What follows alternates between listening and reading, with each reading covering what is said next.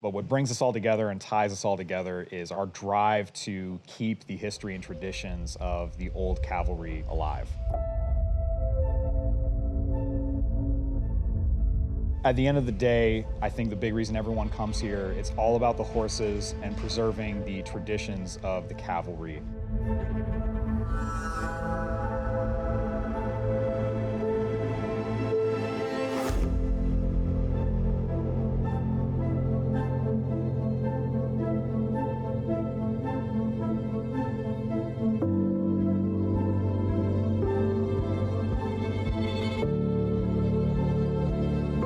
We're trying to preserve what was done, the start of the cavalry, and we're trying to remember soldiers that served in the cavalry. So that's our mission, and to pass that on to the next generations, because you don't want to lose it. This is as close as you can get to living actual history. So we preserve the tradition and history of the 1901 cavalry troopers. I am wearing the uniform of a 1901 cavalry trooper. I'm riding in the same saddle that a trooper rode in the early 1900s. The type of horses and the coloration of horses that I'm riding on are similar to they were in the early 1900s. This is living history. And it's very important for us not to forget that critical moment in history, because at one time, the soldiers of the United States Army were considered the masters of horse around the entire world. These people that see these soldiers mounted, you know, they get pretty teary-eyed. You know, it just means so much that they can see active duty soldiers participating in this competition and, you know, preserving history.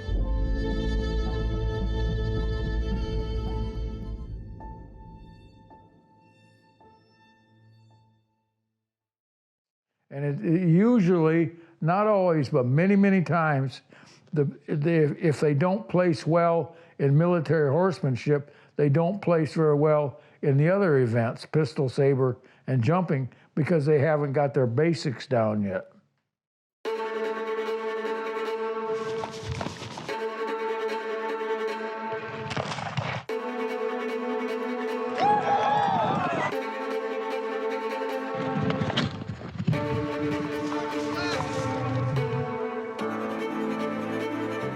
Yes, combat horsemanship is very popular. What they need to do with combat horsemanship is they have to be able to demonstrate proficiency with the 45-70 trapdoor carbine and the 6-shot revolver, and also their saber. And then they need to be able to demonstrate that they can back through obstacles, L's, and down a 2x4, so that the horse can operate in combat. The saber course is a course where we pit the trooper and his mount against targets in time. And what they are expected to do is to execute the course, engage every target, and then not have any misses and not have any faults.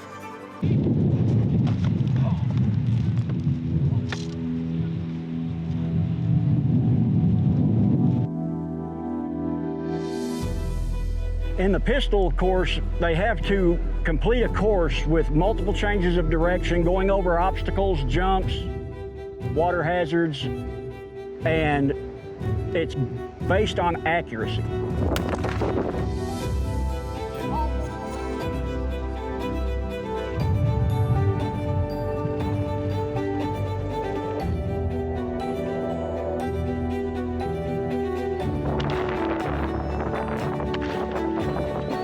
The horse is a natural object. It's not gears and mechanics. It's bone, blood, and sinew. And you're not just connecting to a mindless object. You are connecting to something that has its own spirit, its own will, its own determination. And to reach out and grab that and harness it and to get it to agree with you to do what you want it to do is one of the best feelings in the world. It's like dancing a flawless waltz. So taking care of the horses and getting them ready for the competition is the foundation of everything. If you don't take care of a horse, they're not going to be able to perform at their best. They're not going to want to perform. They're not going to want to make you happy, which is a big thing with horses. They want to make you happy. They love you as much as we love them. And if you're not taking care of a horse in that relationship properly, they're not going to be able to do that. You're not going to be able to perform. And we pride ourselves on how well we take care of our horses, and they are some very happy horses there.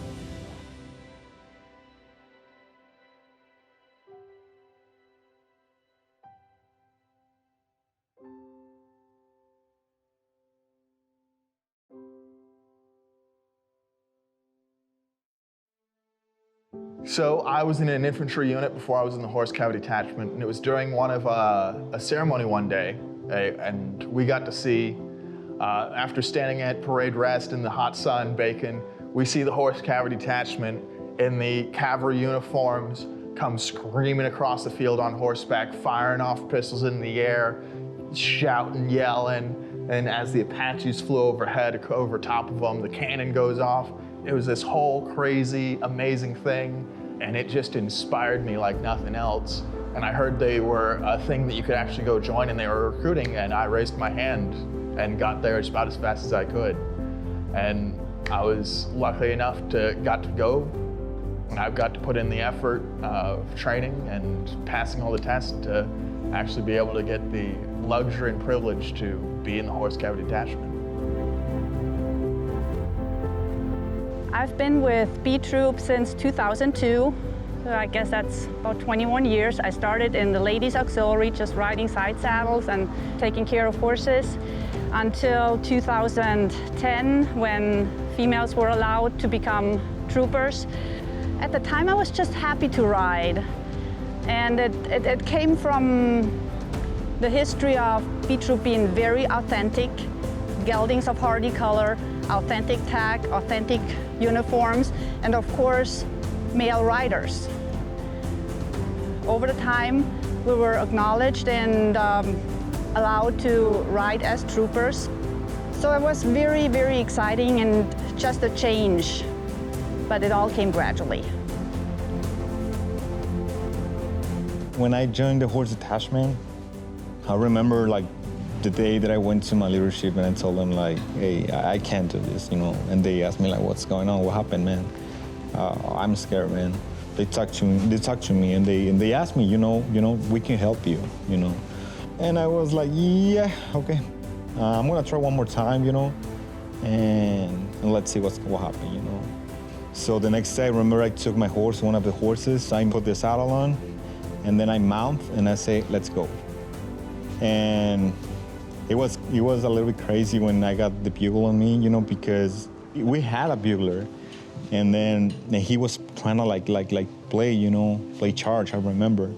And then I asked him like, hey, can I try? And they told me no, because they were busy with it, you know. And then second time, I asked him like, hey, can I try to play? And they told me like, no, hold on.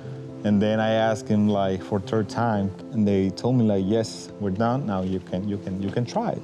And then I took the bugle, I took the mouthpiece, I put it on, and I started playing. They went straight to the first sergeant, and they told him like, hey, we found the bugler. And he was like, you're kidding, right? No.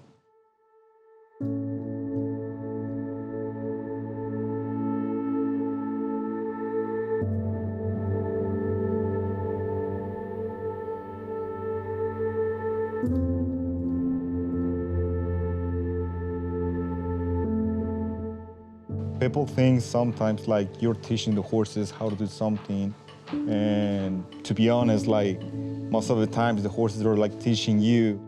They give you like confidence. That's the first thing that I'll say.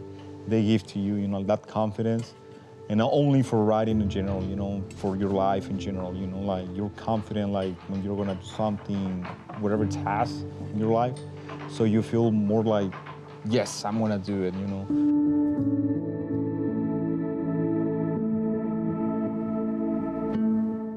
Every troop I know of in the Army, at least, will teach you how to ride and do it well, do it effectively. I would also tell you, don't let your fears dictate your future.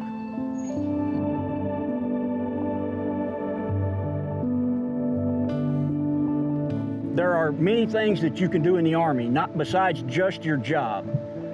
And if you have a desire to do it, try out for it. Give it a try, even if you've never been around a horse. As Will Rogers always said, one of his euphemisms was, the outside of a horse is good for the inside of a man. And it's therapeutic being around horses, even if you're not riding them, if you're just ground crew and helping.